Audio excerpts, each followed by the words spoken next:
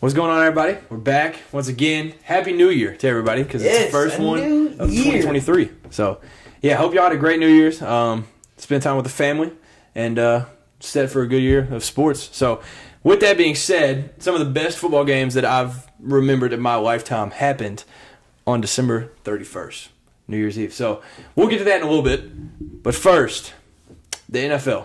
A lot of drama going on with the playoffs coming around the corner. We don't even know, who's, locked in. It's week 17. So, there'll be a lot going on this week. Yeah. But some unfortunate news happened. Was it Monday night? Monday Night Football? Yes, Monday Night Football. Yeah, so probably the most anticipated Monday night game ever, that I can remember. Bills-Bengals, the Bills were, 12-3, mm-hmm. and then the Bengals were, 11-4. So it was something crazy. They were combined, a crazy amount of wins. It had a lot on the line. They were number 2 and 3 in the AFC race. But there was a scary injury that happened in the first quarter. Damar Hamlin. So he collapsed after a tackle he made, then had to receive immediate medical attention on the field and received AED and CPR while on the field, and then was transported to University of Cincinnati Medical Center. So very scary. Yeah, it was bad. And then if you were watching the game, like we were both watching, they talked about that and had the game rolling for ever. Yeah. And I couldn't even imagine being in that spot trying to know because nobody knows what's going on, right. except for the doctors. That was it. And so the game would be postponed, and then it was canceled. Yesterday or today? Mm-hmm. So they ended up just canceling. So I don't really know what that did for the AFC picture. They talked about it, but I didn't fully pay attention. But I know that the AFC North winners are now the Bengals. So I don't know how that shaped out. But I think it's one of those things where it's the playoff picture in the hunt. If the season ended today, that's who I think that's how they did it. So they're just dropping that? Yeah. Okay. It just didn't even was supposed to happen. Yeah. But shout out to the emergency team on the field because they were there in 15 seconds. Yeah. When he fell, it was they were there assisting him. Even the ambulance was so quick too. Yes. They were on it. Very well prepared. So some real life heroes, to say the least. Yeah, that was very impressive because it was terrifying. As soon as that hit happened, he stood up, straight back down. Mm-hmm. I couldn't imagine being in their hands. That's somebody's life that you're trying to save at that point. So exactly. But today, some good news happened. His breathing tube was removed this morning, and he's now breathing fully on his own. So this was the first time. Which is crazy. Awesome. And his first words were, "Love you guys," when he was on FaceTime with the team. So I couldn't imagine being his family either. I know now they're probably taking a deep breath and just sigh of relief, but I couldn't imagine. They were at the game. So I would say being at the game, if you're the mom in that situation, I would say being at the game is better than being in Buffalo. Right. At least you're there at the scene, but yeah, and you could tell just from the players' reactions, there's nothing like this ever happened before. So definitely continue to pray for him because, that's as good a news as you can get right now, but it's nowhere near where he needs to be. It's crazy. We were talking the other day, and, you said you feel there's always been injuries in football, but stuff like this, I feel this year, it has been more than ever. With Tua, same thing, and then, Damar, it's crazy. It feels like this year. Yeah, there's something going on. I don't know what it is. Because Tua's had 3 different occasions. Yeah. And then the Tulsa football player, it wasn't as well known, but that had happened to him, a receiver. He had got hit on a dig route, and he collapsed too. It wasn't at the same level as this, but yeah, this is just such a scary situation. And honestly, if you think of all the sports, this is one of the most dangerous. So it's shocking that this is the first time it's happened. Yeah. But and like you said with the medical team, I don't even know how they know what to do. It's this has just never happened before. So it doesn't even happen in sports. Yeah. NASCAR would be it. So yeah, it's definitely a situation to pray for his family too, because I bet they're still going through it, and definitely T. Higgins, because I know it's had to be tough on him because he was the one that ran into him. So. Yeah, it's definitely a tough situation for him. But now transitioning, into college basketball. So there's not a lot to talk about, Duke lost, so the world is happy. Hey. A lot of teams losing. UNC's losing. Gonzaga's playing close games. But for Kentucky, New Year has treated us well. We beat Louisville on December 31st, but we wore throwback uniforms from the 92-93 season, and I absolutely loved them. We won the Battle of the Bluegrass, 86-63, so just another day at the office. Just handle them. But then we played LSU, which is a surprisingly really good team this year. Played them at home on Tuesday, wore the throwbacks again, and we beat them 74-71, but it was a rough ending. We had the lead. We were up like 8-10 with like 5 minutes left, and it felt like 5 minutes of the worst basketball we could have possibly played. And we tried to sell. Late in the game, fouled a guy on a three. He hits all 3 free throws. And, so it was a nail-biter, but we were able to pull it out. And in the SEC this year, you've got to win those home games because this is not a league to play around with. So you've got to win the ones when you can. With that being said, we go on the road, which is 1 or 2 on the toughest game of the year, at number 7, Alabama. So it'll be a very, very tough game. I'm ready for it. So that'll be tomorrow at 1 o'clock. So, yeah. It's exciting. But, SEC basketball is here. You have to win those home games. This is not the conference to play around in anymore on the basketball side of things. It ain't 2014 anymore. We used to be able to slip up, but, every team's good now. Yeah. So a little Tennessee basketball. We had a big SEC win against Mississippi State. Kind of a blowout. They're good, too. It was like 80, I don't remember the exact score, 80-something, 50-something. So good win. Zakai had a double-double, 11 points, 10 assists. That's impressive. A big name came back. Josiah Jordan-James. Is that his first game back? Yes. That's a big get. Fully healthy. And in the comments on, I think it was the Ball Hoops page, he's like, y'all didn't forget about me, did you? I just thought that was pretty cool and fun. It's hard to forget about. I mean. But he played good. I think he had like 2 threes, I think, and had a few assists or something like that. 4 assists, I think. But so he's back, and he's just a great all-around player. I think he just makes our team feel better, like chemistry-wise, him just being there. And he's like a junior or a senior, right? Mm-hmm. So he's definitely a leader too. So definitely. I mean, that's a huge get back for you all. And y'all play. We play South Carolina the 7th, which is tomorrow. Is it at home or at 3:30? I want to say it's at South Carolina, but don't hold me to it. That's a team that could just shock people randomly because they haven't been good this year, but they have some talent. So it's not a team you just want to like glance over and just act like it's no big deal. Especially, they're going to treat it like it's a Super Bowl. Like any team that has that number by the name, they're going to play their best ball. So it is at South Carolina. So South Carolina 7-7. We're 12-2. Yeah. I think y'all win that. I hope so. I think y'all win that pretty easily. But it's just a team that has some talent and has the number 1 recruit. So that's never a team you can play with. But it's getting exciting though. Getting into SEC play. So we've played. Have y'all just played 2? SEC? Yeah, that was our second one. Yeah, that's how we are too. So getting into college football for our teams for the last time this year. Well, not of 2023 because the last time in like 7 months. It'll be a long time. Shut the podcast since last year. Yeah, it's been a long time. But Kentucky versus Iowa in the Music City Bowl. I talked about it a lot. Wasn't a fan of it. I didn't want to play it at the same time as the Louisville game. But, I was like, I'll watch both. I wish I wouldn't have. Because this game was as boring as you can possibly have a football game. And like I said before, the over-under was 31. And we didn't even get to the over-under. So Iowa won 21-0. I'm not necessarily upset about it. Obviously, like the score, like I'd rather win that. Mm-hmm. But it's such a. It's not like you don't want to be there, but it's like such a low bowl game. Like you don't have guys playing. So our QB played his first college snap in that game. So I don't know. It's not. I'm not gonna make like an offense excuse because that's how theirs was too. They were missing a bunch of key players, but our defense played great. They had 8 3-and-outs in that game. So only allowed 1 touchdown. The other 2 were pick sixes. And Iowa was 0-11 for 4-11 on third downs. So basically lost 7-0. Yeah, really. The other 2 were just bad pick sixes. Like they felt like just being stabbed. Like it was like, man, we're so close, moving the ball well, And, so that ended our streak of the most non-conference wins in a row. So we had the longest streak, so that ended. And we had the longest streak of non-playoff bowl wins in a row, which was 4.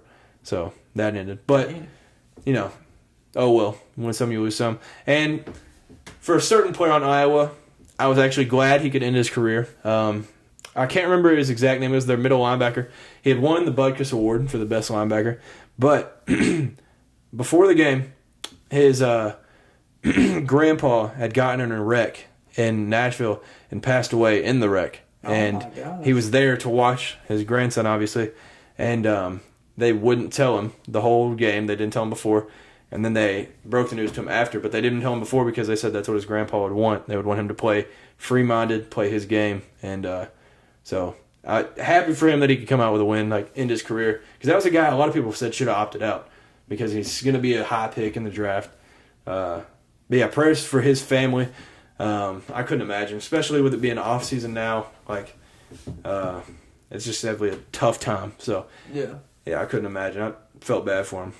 But Tennessee Volunteers. Tennessee, man. So he played in the Capital Orange Bowl. What more of a perfect matchup could you ask for? Couldn't imagine. Orange Bowl, orange versus orange. Number 6, Tennessee. Number 7, Clemson. Clemson was a 6-point favorite. Cameron had... I had Tennessee, 41-31. Yep, I had Tennessee as well, 38-28. Vols win 31-14. And honestly, that 14 points, our defense, played outstanding. Yeah. It felt like 31-0 to me. The last touchdown was garbage. Yeah, garbage points. It's under a minute. I mean, you don't want them to score, but you're not playing like you can't let them score. So it was 31-7, really. So it was a great bowl win. Honestly, that's one of our biggest bowl wins in a long time. So I'm glad we got that win, especially against Clemson. The orange is going to look good in that little trophy at the facility too. So yep. So first 11 win season since 2001, I believe. It's crazy. We finished 11-2. Yeah, that's wild. Yeah, it's crazy. After y'all got screwed out of a bowl game last year, it's a good way to make sure you don't get screwed out of one this year by just dominating. So. Yeah. So some shout outs for the game. Aaron Beasley on defense. He's a linebacker for the Vols. Played outstanding. He had 12 total tackles. Is that 24? Yeah. Yeah, that dude. He was everywhere. All over the field. That was crazy. Every time you looked up 24, you saw 24. That was one of the best defensive performances I've ever seen. For Tennessee, yeah. 12 total tackles, 2 sacks, and 4 tackles for a loss. And I think he ended up having a pass deflection. So just a crazy, outstanding game. He just did everything.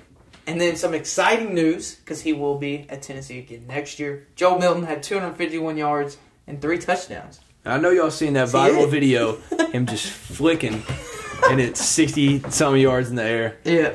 They're talking about him having the strongest arm in college football next year. I don't really know who competes with it.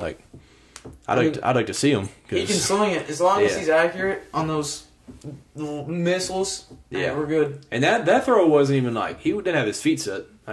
He was moving around a little bit. Yeah. And I was like, man.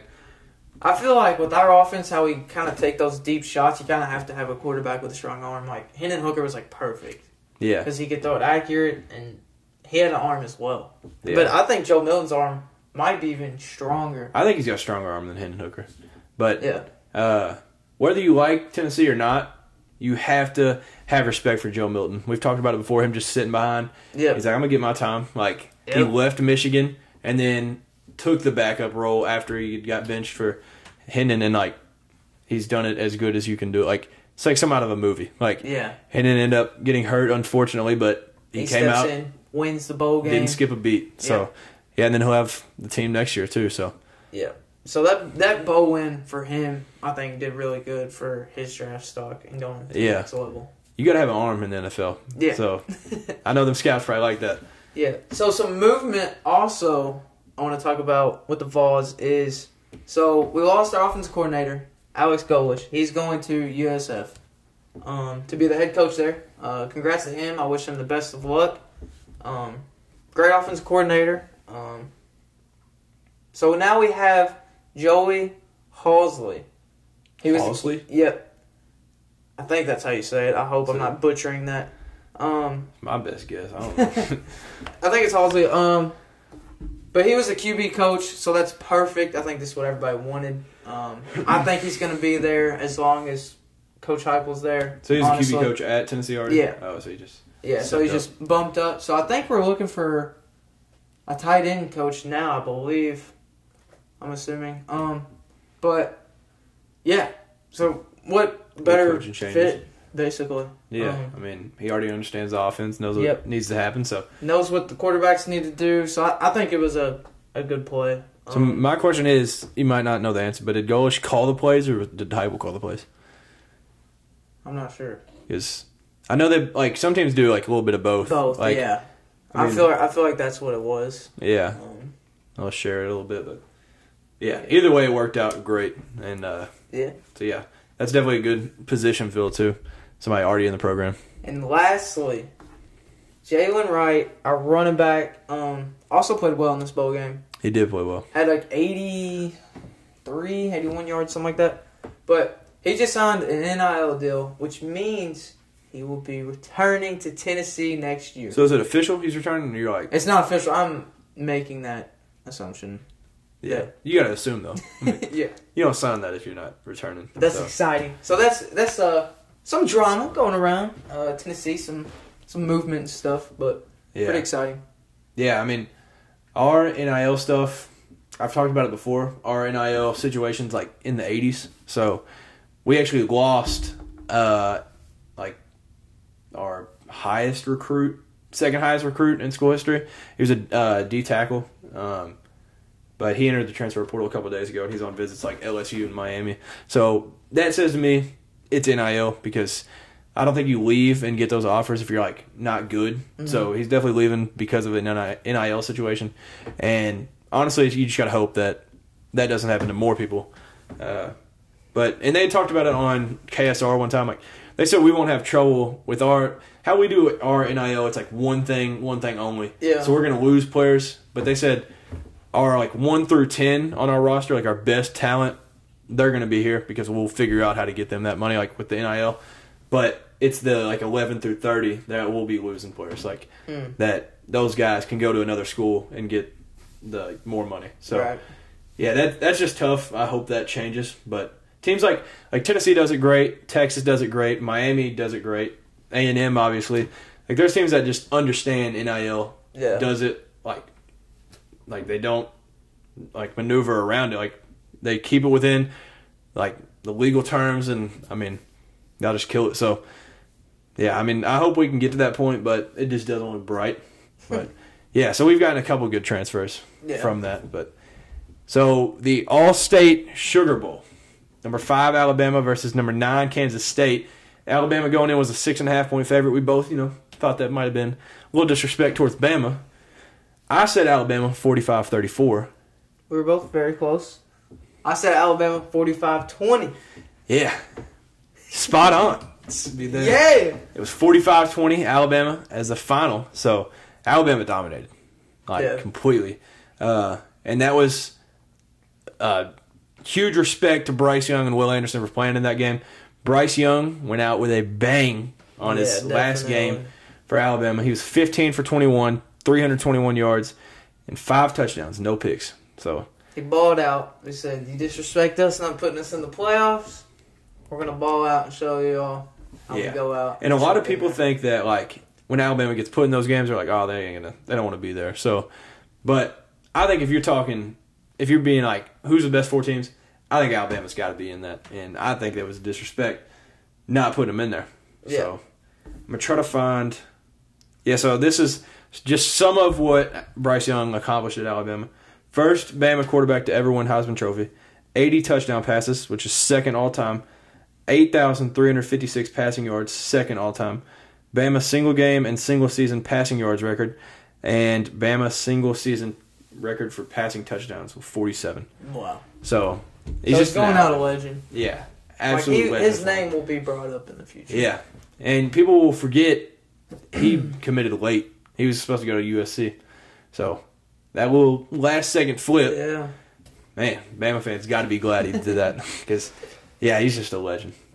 But next, a game that we slept on, Goodyear Cotton Bowl, number 16 Tulane versus number 10 USC.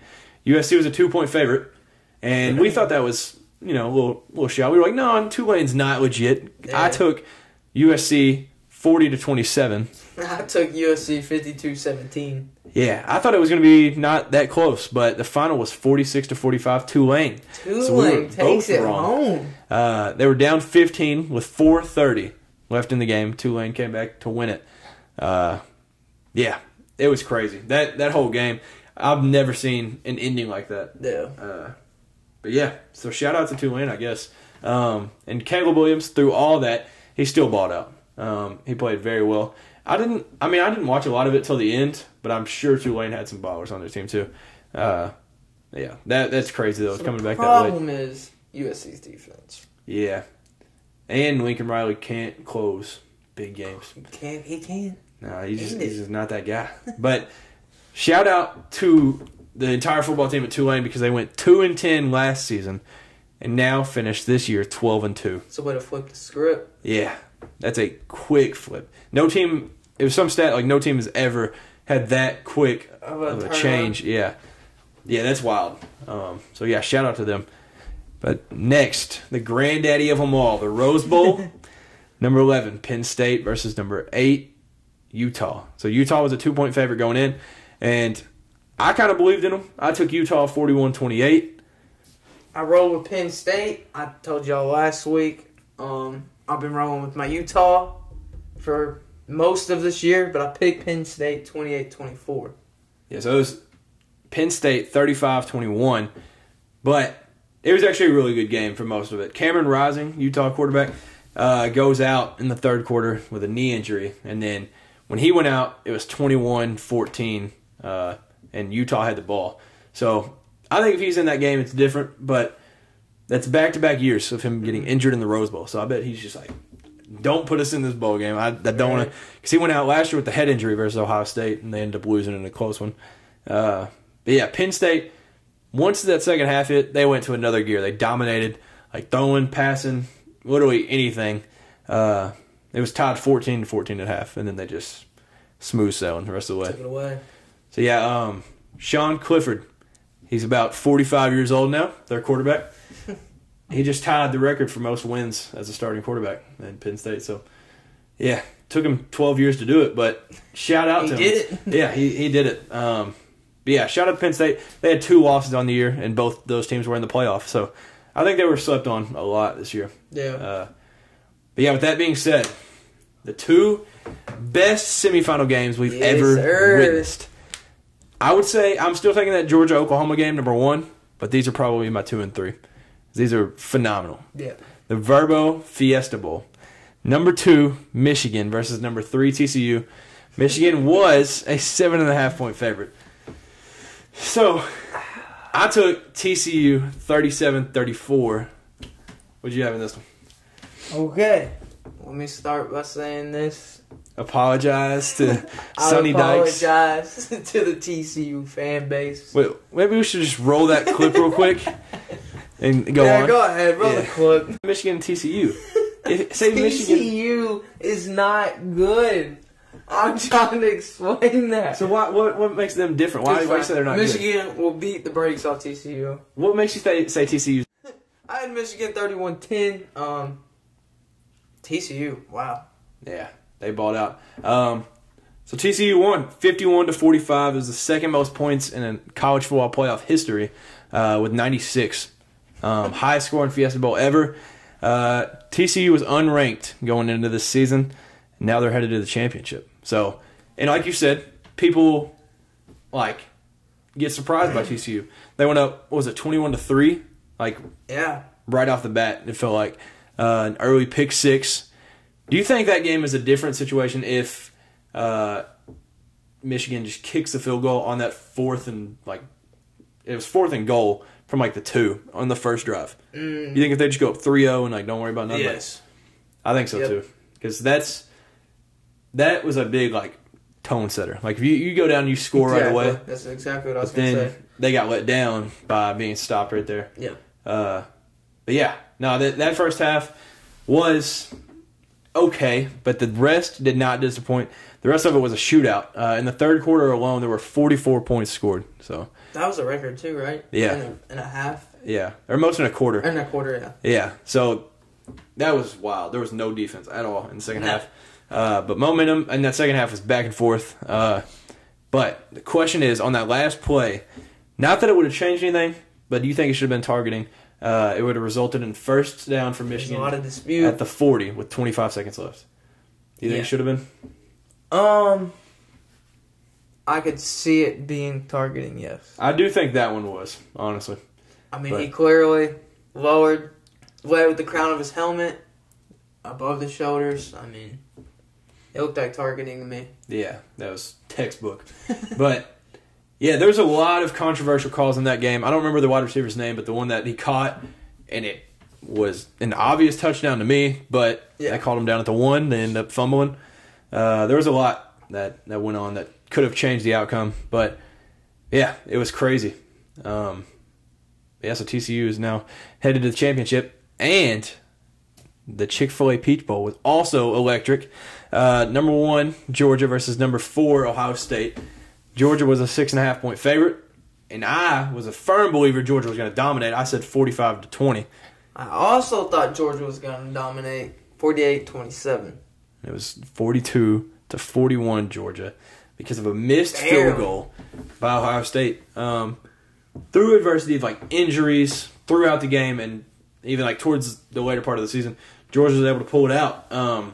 Stetson, he continues to just make me eat my words. I've said it a lot this year. He's way better of a player. I used to doubt him, but in the fourth quarter alone, he was 10 for 12, 190 yards, 2 touchdowns, no picks. So he's just Tom Brady, basically. That's essentially Tom Brady of college football, basically. Yeah. Ohio State had a 50-yard field goal to take the lead with 8 seconds left and missed it. So wide left. Yeah, no, that wasn't close. Usually you'll see a little upright, maybe short, but no, that was extremely far left. But do you think also in this game was the Marvin Harrison hit? Was that targeting? Do you think so? That would have. It was. He got ruled out with a concussion after that play, but that was called targeting on the field, and then they flipped it, and it would have been first and goal for Ohio State. I think it was like third or fourth quarter. I think there's a lot of stuff that could have happened that could have changed the outcome, really. Yeah. If you watch that live, it looks like that couldn't have been more targeting. But if you slow that down, he got hit with the guy's shoulder, and I don't think it was targeting at all. Yeah. So, no matter what side you're on, there's a lot that could have been different. But, I mean, I just don't think that was targeting. But, so, even through the loss, C.J. Stroud played the best game I've seen him play his entire college career. Out of all 3 years, never something like this. 23 for 34, 348 yards, 4 touchdowns, 0 picks. And he was also the one that set him up for that field goal at the end. Yes. That, 40-yard run, it felt like. I felt awful for him after doing that. Think, what is he thinking right now? He just balled out, put everything out on the field. Against the best defense in the country. Comes up short. Yeah. Part of the game, though. Yeah, I just couldn't be in his shoes. I couldn't imagine that. But Georgia is 14-0 for the first time in program history, which I think is crazy. Can they do it? Can they be undefeated champs? I think it'd be the third 15-0 team ever. Really? Yeah, so... One's Bama? Or no, wait. 4. They'd be the 4th. Because it was Trevor's freshman year at Clemson, LSU 2019, Bama 2020, and then this would be the 4th. It's crazy. So, yeah, that would be wild. But we'll talk about if they can do that. But College Football Playoff National Championship is Monday, January 9th, so 3 days from now. I hate that they do that. On a Monday? On a Monday. It's horrible. Why? Just do it on a Saturday or Friday or something like. Yeah, 7:30 p.m. Monday, January 9th, 2023. 13-1 TCU versus 14-0 Georgia. Never thought I would hear Cam say that. TCU being in this. I never thought I'd say that. Championship. But I did a little research. 4 times have these teams played. 1942, 1980, 1988, and then 2016. Georgia won all 4 matchups. So, Is this the time that TCU finally does it for the first time? What a better time to do it in the national championship. I couldn't imagine a better time. I actually do remember that 2016 game, though. I don't remember many of the plays from it, but once I read it, I was like, yeah, I definitely remember this. But in Inglewood at SoFi Stadium, do you think TCU gets it done? Who you got winning this? No. So Georgia's a 12.5-point favorite. I guess we should say that. It's gone down. It was 13.5, now 12.5. Moving down. Yeah, so it keeps moving down. Just because TCU just keeps. I think they're shocking people. I think people are just. I mean, Georgia's not going to overlook TCU now that they're in the national championship. Yeah. But and it's Kirby. Kirby knows. Kirby knows. He ain't going to overlook. But I think people just get the jump, or TCU gets the jump on other teams, and they're just shocked, and then TCU balls out the rest of the game and comes out with wins. But in the championship, I got the SEC, Georgia 38-28. And I got Georgia 41-34. I love Max Duggan. I love TCU. I just don't think this is the game that they get it done. I think Georgia's too strong overall. Yeah. Like we've said, the offense is a lot better for Georgia this year. Mm-hmm. And that defense, whether you want to say it after Ohio State or not, they're still good. That defense is legit. But yeah, I've been rooting for Max all year. But I think this is where it comes to an end. But yeah, so what do you think TCU has to do in order to pull this out? Stop Stetson Bennett. Yeah, Stetson Bennett perfects the simple things in football. So I think part of it is that pass rush has got to be legit. That's what I was going to say. I think they're really going to have to put the pressure on Stetson Bennett and kind of make him feel pressured every time he drops back. Yeah, I think that's definitely the key. And honestly, on offense, just do you. If you throw a pick here and there, forget it, scratch it off, next possession. Basically how the second half was for them in the Michigan game. It was just taking risk and risk for reward. You're scoring a ton. Right. So I think if they want to even have a chance, they've got to put up points. If TCU wants to have a chance, there's no way you're beating them in a defensive battle. No. But Georgia's defense is still way too strong for all that. You gotta score points. Yeah.